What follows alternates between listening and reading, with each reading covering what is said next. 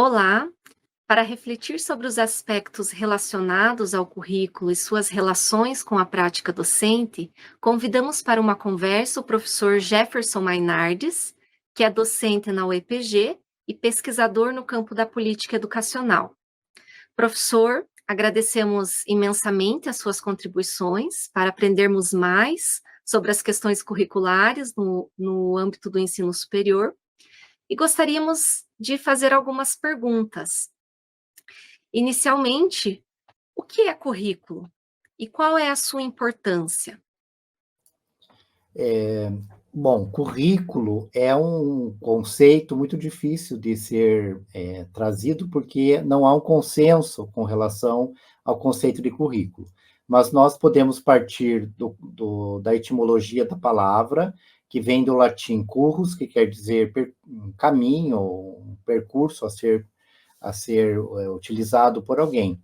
Então, o currículo pode ser entendido como o percurso de um curso, de um ano, ou uma série ou um ano.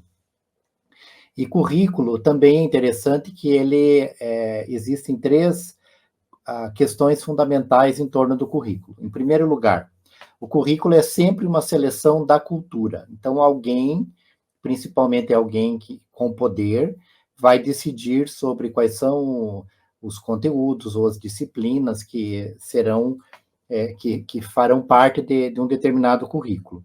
Em segundo lugar, o currículo está sempre ligado ao campo do poder e da ideologia.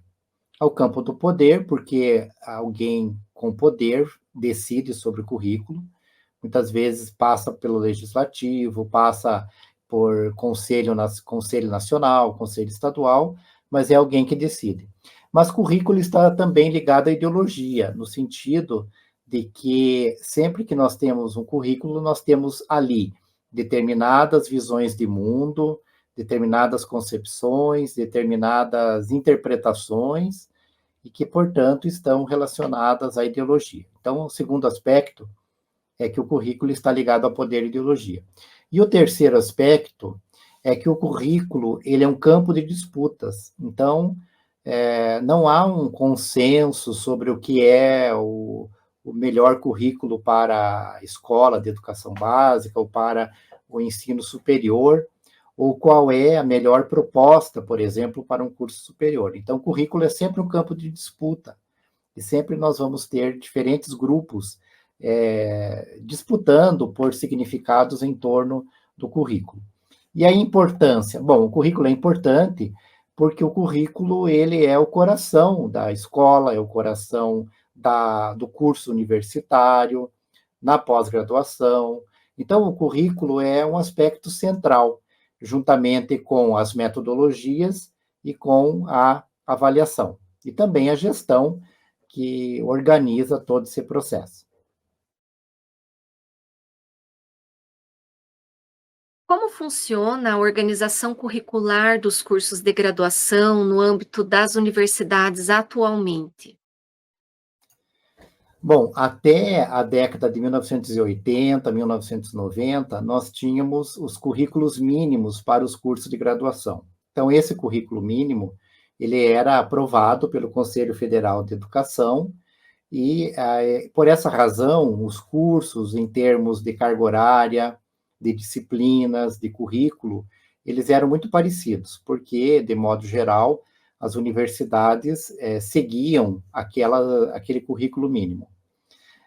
Em 1996, nós tivemos a aprovação da LDB e também a transformação do Conselho Federal de Educação em Conselho Nacional de Educação. E a partir dos anos 90, cada curso passou a ter um documento chamado de Diretrizes Curriculares Nacionais. Então, passamos a ter esses documentos, essas diretrizes, e cada universidade, dentro da sua autonomia, poderia, então, formular o seu curso de graduação a partir das diretrizes. E, atualmente, nós temos isso, nós temos diretrizes nacionais e, ao mesmo tempo, temos a autonomia das universidades para a elaboração dos currículos. Então, de certa forma, é assim que tem funcionado no momento. E o que é projeto pedagógico de um curso? Como que ele é elaborado? Bom, o projeto pedagógico de um curso, ele é um documento mais amplo, no qual nós colocamos ali os princípios do curso, colocamos também o perfil do profissional que nós vamos formar, colocamos as estratégias inovadoras que serão utilizadas, a avaliação, e junto com dentro desse projeto, nós temos a matriz curricular. Então, a matriz curricular, ela é formada pelas disciplinas, pela organização curricular do curso. Então, o projeto pedagógico de um curso, ele é mais amplo e ele inclui dentro dessa amplitude a matriz curricular.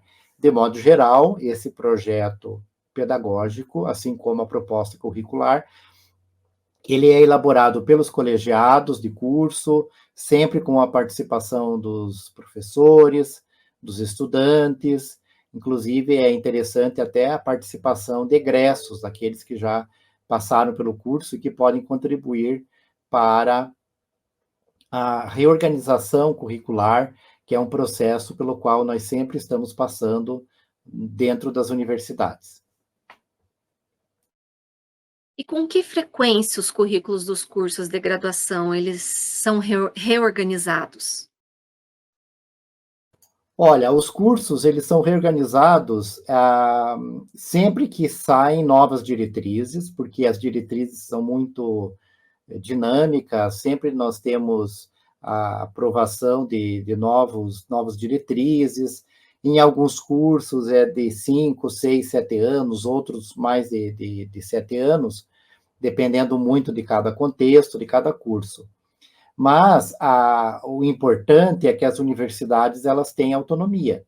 Então, elas podem elaborar um processo de autoavaliação e, a partir da autoavaliação, com os estudantes, com os professores, com os egressos, é possível reorganizar o currículo para atender às novas demandas, às novas exigências da sociedade e dos próprios profissionais daquela área.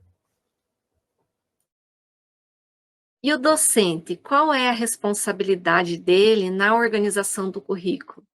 Existem espaços de participação? Essa pergunta ela é muito importante, porque a participação dos docentes de um curso, dos estudantes, dos egressos, ela é fundamental em qualquer processo de reorganização curricular. Então, no processo de reorganização curricular, nós precisamos de reuniões, precisamos de debates, precisamos de avaliação, para que nós possamos elaborar o projeto pedagógico do curso e também a matriz curricular, que não se trata apenas aqui de elaborar aquilo que no passado era chamado de grade curricular. Então, no passado, algumas décadas atrás, quando nós falávamos de reorganizar os cursos, o que era pensado era a grade curricular, a carga horária, as disciplinas, o fluxograma do curso, mas agora nós já temos uma visão mais ampla de que o curso precisa ter um projeto, ele precisa ter muito claro qual é a missão do curso, qual é o foco, quais são os valores, quais as estratégias metodológicas, as estratégias de avaliação, e junto com isso também a proposta curricular que vai formar esse curso. Mas a participação dos docentes é fundamental. Sem o espaço de participação, esse novo curso, ou essa reorganização curricular, será bastante prejudicada, porque o curso ele é formado pela totalidade dos docentes que ministram aulas no curso, e também os estudantes e os egressos. E a pergunta final, o que pode ser considerado um currículo, aliás, um projeto pedagógico bem-sucedido? Bom, um projeto pedagógico bem-sucedido, eu creio que é aquele que garante uma formação básica adequada para o exercício da profissão, bem como para a continuidade dos estudos em nível de pós-graduação. Então, nós temos no Brasil o ENADE, que é aquela avaliação dos cursos superiores, que é realizado pelo MEC e pelo INEP, com uma escala de 1 até 5.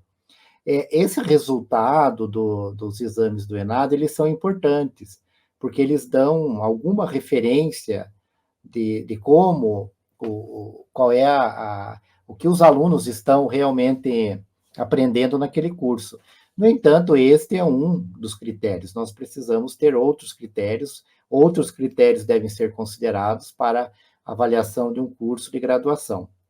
Agora, uma coisa bem importante é que a qualidade dos cursos de graduação, ela está muito relacionada à infraestrutura disponível nas universidades, está relacionada também à formação do corpo docente, qual é a formação específica daquele corpo docente e também a formação pedagógica.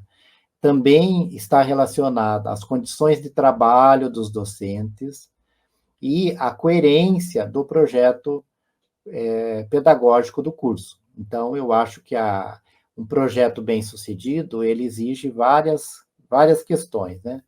E todas essas que eu falei, tanto a infraestrutura, quanto as condições de trabalho, a formação, o projeto pedagógico, tudo isso vai permitir que o projeto pedagógico seja bem sucedido ou não. Porque o projeto pedagógico é aquele que vai ser realizado na prática. Então, muitas vezes, nós temos um projeto muito bom, muito interessante, mas, na prática, o que se efetiva são outras questões ou outras propostas que muitas vezes são melhores até do que aquelas do projeto e muitas vezes são mais limitadas.